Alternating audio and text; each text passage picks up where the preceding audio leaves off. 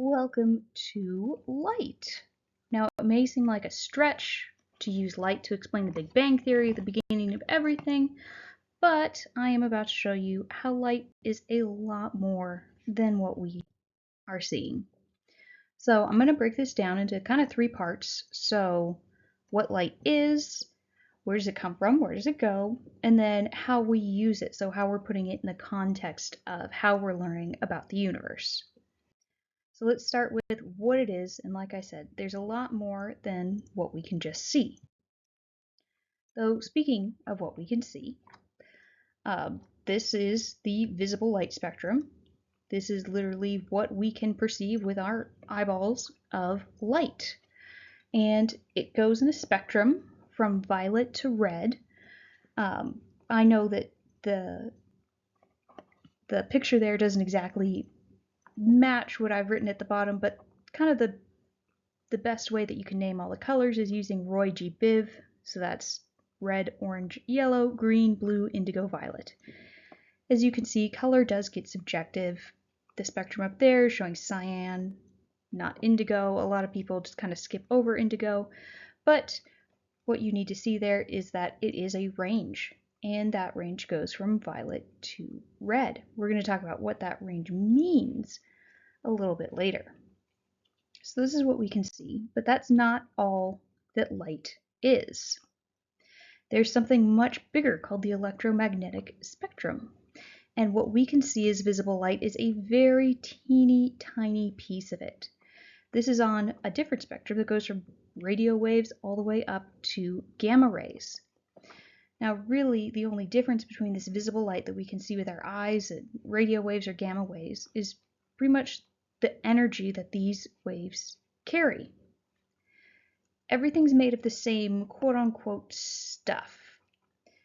Now, I do have a caveat that this explanation isn't quite correct, but very soon I'm going to kind of get you through the actual explanation, just to know that light itself isn't just what we can see, it's a ton of other stuff as well.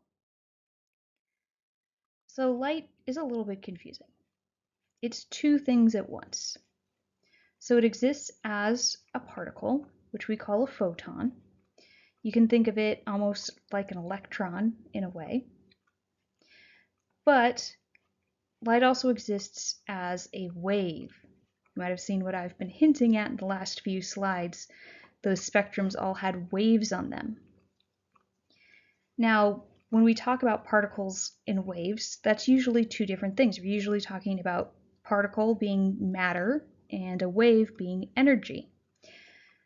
Thing is that this light, all light, it can behave as both.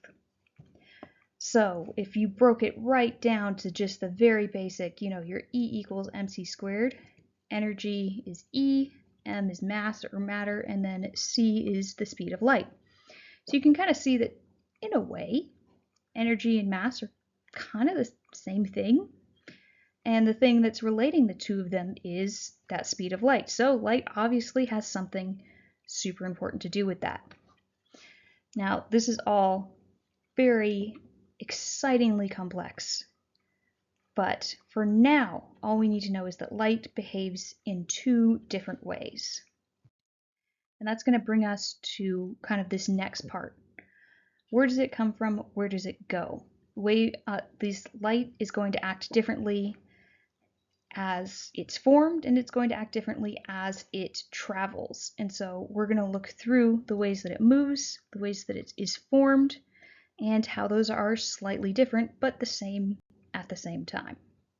So we're going to start off with waves. This is a wave. Hopefully you've seen this before, math, science. It's got some different parts. So the crest is the top of the wave. The trough is the bottom of the wave. There's also the amplitude. It's the height of the wave. A lot of times this is used when we're talking about intensity of a wave, but don't worry about it for right now. That's not something we're going to be looking at, but just in case you run across that term later, what we really want to look at is wavelength. Now this wavelength is the distance between two crests, or it can be the distance between two troughs. It's exactly what it sounds like. It is the length of one wave. And this is a distance measurement, so it's usually measured in meters or some fraction of meters. This is distance. Now, the other very important part of the waves we want to look at is frequency. In order to see frequency, we kind of have to see these waves moving, hence the little animation that I have going there. So with frequency, it's the number of waves that pass a point in a certain amount of time. So say you, as an observer, you're standing right on the leftmost edge of that animation. You're counting the number of waves that pass you in, say, a minute. The official measurement of frequency that we usually use in science is number of waves that pass a point per second. This is also called hertz. Now, one thing that I really want you to notice in this animation is the difference between these two waves. So the top wave has short wavelength. The distance between the peaks of the wave are short. The wave on the bottom, on the other hand, has a bigger wavelength. The distance between the peaks is much longer. Now, if you look on the left side of the box, you can actually see there's little numbers popping up that are kind of helping you count how many waves pass you by in this one just animation time. What you're going to see is that the wave on the top has a lot more waves passing, has about 8 of them passing, in the time it takes the wave on the bottom to have about 3 or 4 crests pass us by. This means that our top wave, with the shorter wavelength, it's got a higher frequency. More waves are passing a point in a number of time. The wave on the bottom, it's got longer wavelength, but it has lower frequency. You're not getting a blip as often as on that top wave. So what this means together is that wavelength and frequency have an inverse relationship. This is super important. What that means is that as one of these goes up, the other one goes down. As you increase wavelength, you are decreasing frequency, and vice versa. So let's take a look kind of in the context of this electromagnetic spectrum again. This is a little bit more detailed than the one I showed you before. Now you can see that if we go left to right, these waves are increasing in frequency. But if we're going the other way, so we're going right to left, these waves are increasing in wavelength. Now, I told you before that the difference between, say, radio waves and gamma waves is energy. So what happens here is that radio waves are actually low energy and gamma waves are high energy. So what does this mean? This means that frequency is directly correlated with energy. That means as frequency increases, energy increases, and wavelength and energy are inversely related. That means as wavelength increases, energy decreases, and vice versa.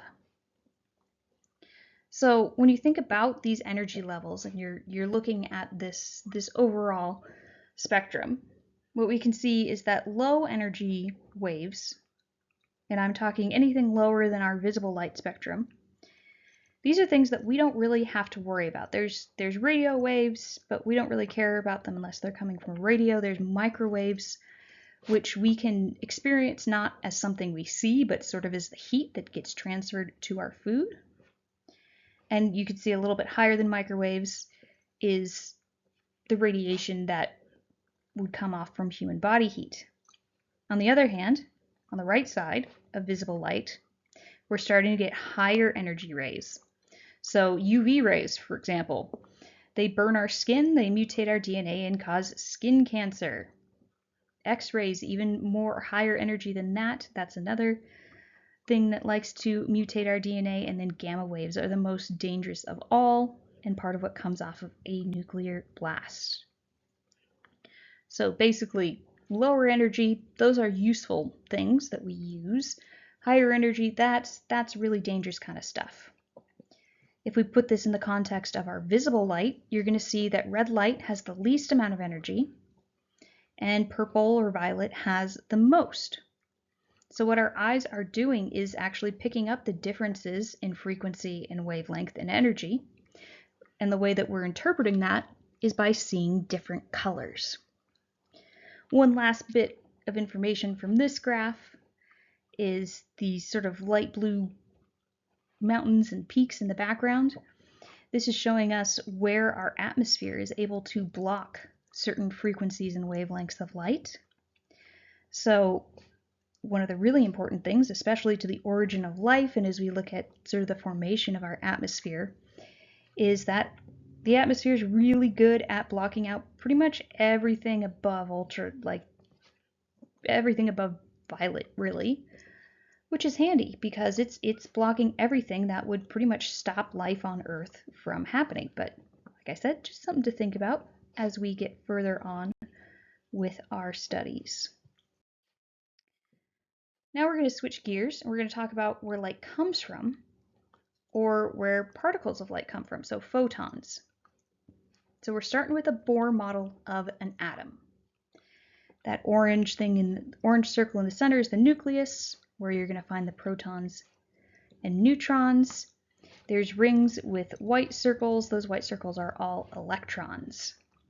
Those are the negatively charged part of the atom.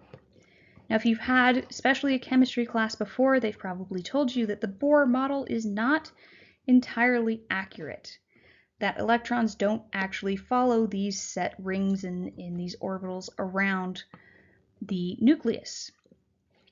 However, we're still going to use this model because that's just how science is. We can use this simplified model in order to explain something a little bit more complex. Plus, if you really want to get into it, there's actually some nifty quantum physics to kind of back all of this up. But anyway, besides that, the main point of this model is that electrons only exist at these energy levels. So I've put 3 energy levels here. We're just calling them, level 1, level 2, level 3.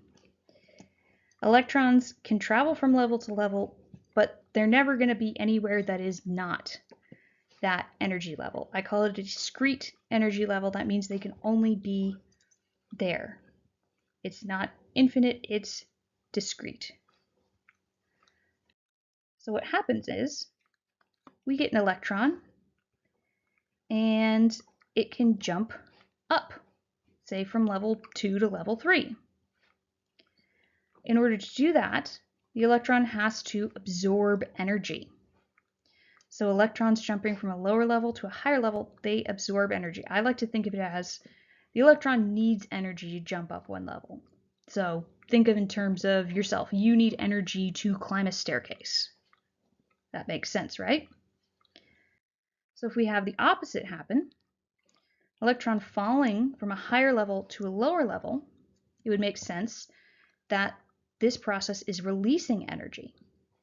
Now, what's special about this process is that as this releases energy, it's releasing energy in the form of a photon. So it's releasing energy in the form of visible light that we can see in certain cases. So this will make a little bit more sense as we go on. So let's kind of get back to putting all of this in context. We have some nice kind of physics, chemistry ideas, but how are we actually going to use this in earth science and astronomy? So let's talk about spectrums. There's a lot of information on this slide. We're going to start on the left side here with our continuous spectrum. So you've probably seen this happen, a continuous spectrum. If you get a prism and you shine white light or sunlight through it, it's going to bend the light so that you can see each of those different wavelengths that make up that light. Now, what can happen is that if you're looking through a cloud of gas, or if you're exciting a cloud of gas with electricity, you're going to start to see a different thing called an emission spectra.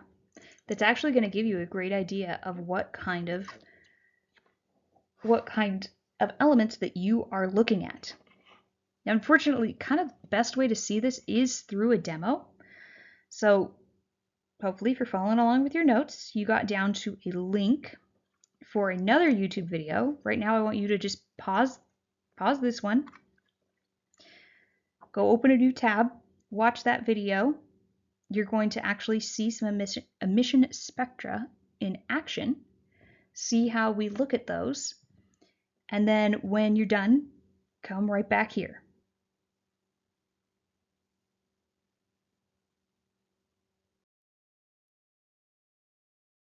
Okay, welcome back. Hopefully you saw something that looks like the picture on the right there. All these gases have their own signature spectra, and what you were looking at was basically how scientists first started getting an idea of the spectra, was looking at excited gases. What's happening is that the electricity is exciting the gas atoms. The electrons inside of those atoms are jumping up a level. But this is a very unstable place for those electrons to be, so they end up falling back to their original levels. As they fall back down, they're emitting energy in the form of photons that we see as these different lines of light. Now, I mentioned that those discrete energy levels, so because there are only certain levels where the electrons can exist, and elements have slightly different energy of their energy levels, it means that each of these elements is going to have their own signature spectra.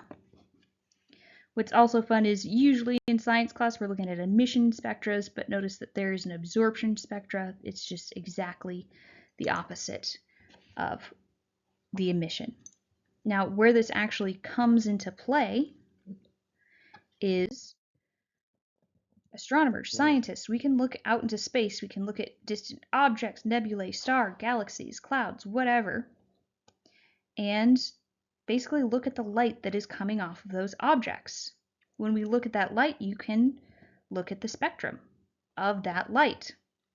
And since as a scientist you know exactly which spectra is which, I could take this sample here and say, oh, I can see the lines for both hydrogen and helium in this sample. So I know that whatever I'm looking at, whatever star, galaxy, distant object, it is composed of hydrogen and helium, which, just a hint, is what most of the universe is really composed of. So that's what we see a lot of this while looking into space.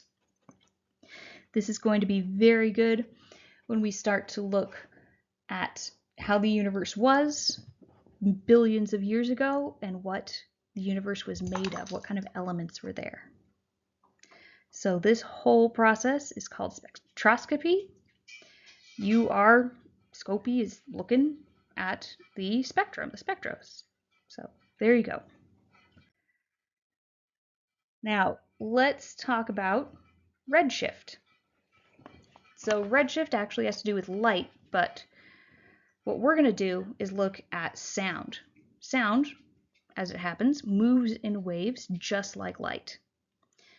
So if we took a car and it's making noise, it's either honking its horn, it's got its engine on, you can see that the sound waves are emitting from the car evenly.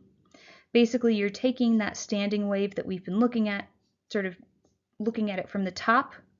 Each circle, the distance between each circle that you see is the same thing as the distance between the crests of our standing wave that we saw before.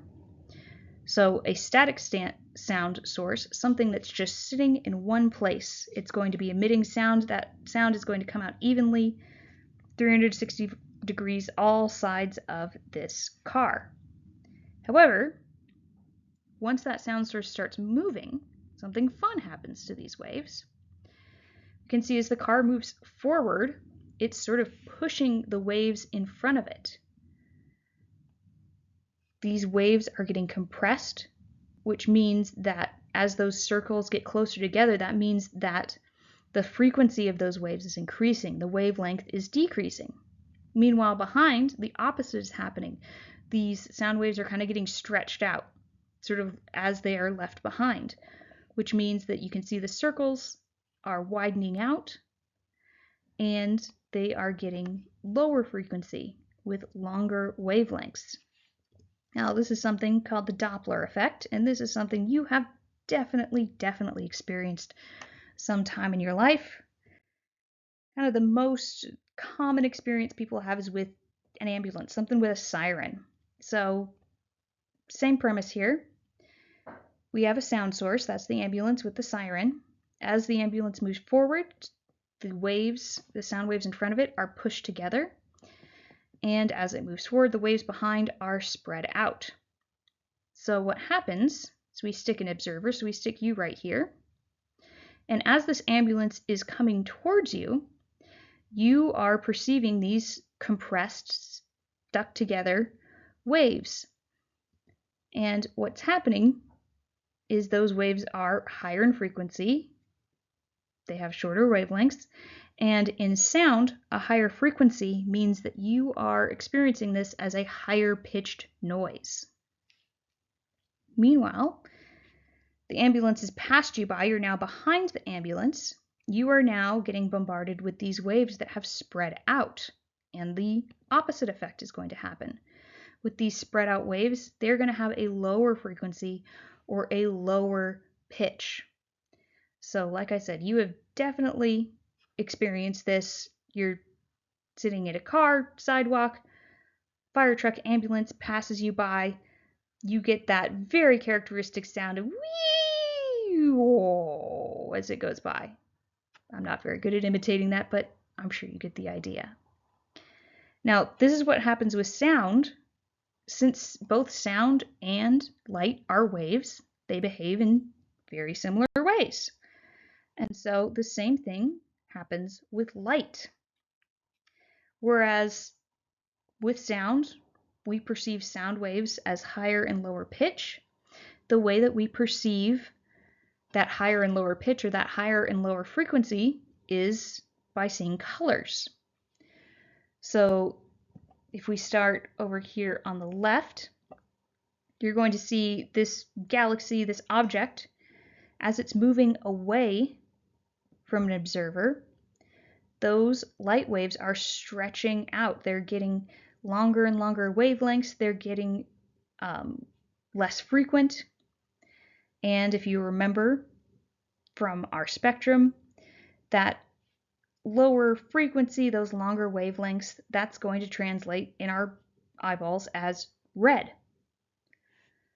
Meanwhile, if something is coming towards you, we're talking a galaxy or celestial object, the waves, those light waves, are getting compressed together.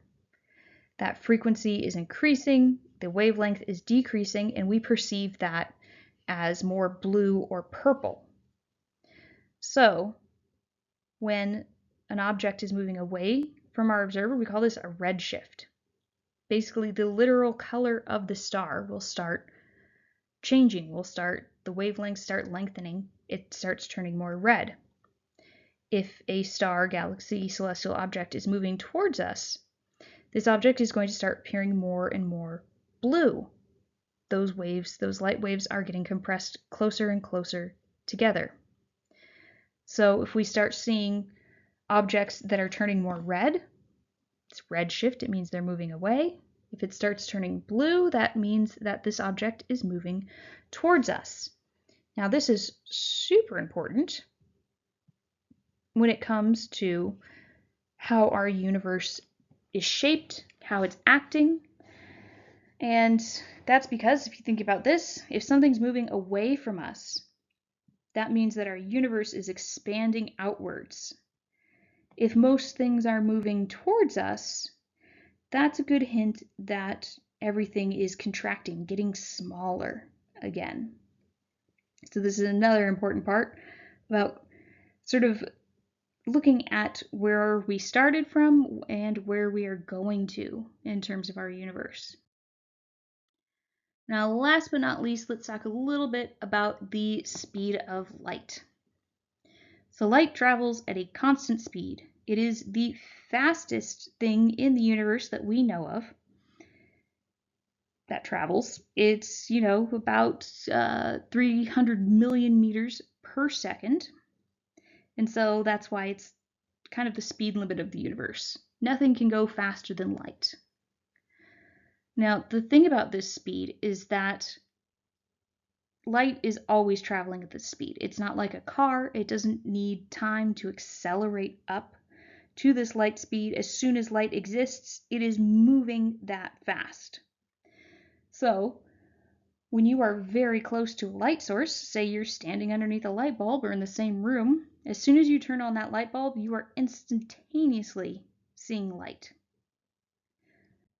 Now, this is going to change a little bit if we think about instances where the distance between you and the light source are going to be a little bit farther. So that's when we start using this term light years. So a light year is exactly what it sounds like. It is the amount of distance that light can travel in 1 year. So let's start looking at what that means when we're looking at distant objects. So we've got our Earth here, and if we look out at our sun, kind of the biggest thing, greatest light-making object in our vicinity. The sun is about 149 million kilometers away from us, and that translates about to 0.00001581 light years. What this means is that light actually takes about 8 minutes to reach Earth from the sun. When we are looking at sunlight on the Earth, we're looking at sunlight that's actually already 8 minutes old. Now let's try stretching this distance even further. Let's talk about Alpha Centauri. That's the closest star to us besides our own sun. This is about 40,000 billion kilometers away, and this translates to about 4.3 light years. What this means is that the light we are seeing from Alpha Centauri is light that was originally produced sometime around 2020, 2019. So the light that we are seeing is not the present light coming off Alpha Centauri. It's light that has taken 4.3 years to get to us. Now stretch this out even further on our galactic scale. Our closest neighbor galaxy is the Andromeda Galaxy. It's way too far to measure in kilometers, but it's about 2.5 million light years away from us. So pretend that we have a really awesome telescope. We could see right into the Andromeda Galaxy, and there is an identical Earth that we can see that's following exactly our same timeline. If we were looking from our Earth to that Earth in the Andromeda Galaxy, we'd be looking back to the Pliocene epoch. So we would be looking back at the time where humans were just starting to almost look like humans. We have some non-human primates that are pretty close to us. We've got mammoths and mastodons alive, and this is kind of right at the beginning of an ice age. So the point of all of this is that as we are looking further and further away from us, we're actually looking further and further back in time. So the further away that we see is further away in time as well. So if we looked at our entire observable universe, kind of the furthest away that you would see would be the beginning of time. It's kind of a lot to think about, but that's kind of how it works. So here's an even better illustration that's showing the observable universe. This one's actually got our sun in the center, but it's showing what we can see basically from Earth as we look out into the distance. Now, as we look out, we can see other galaxies, but as we look out further and further, we're seeing galaxies and stars as they were millions and billions of years ago. We could still see that they're that far away, but they're also that far away in time. Notice that around the very edge of this illustration, there's that gray outline, which just says the Big Bang.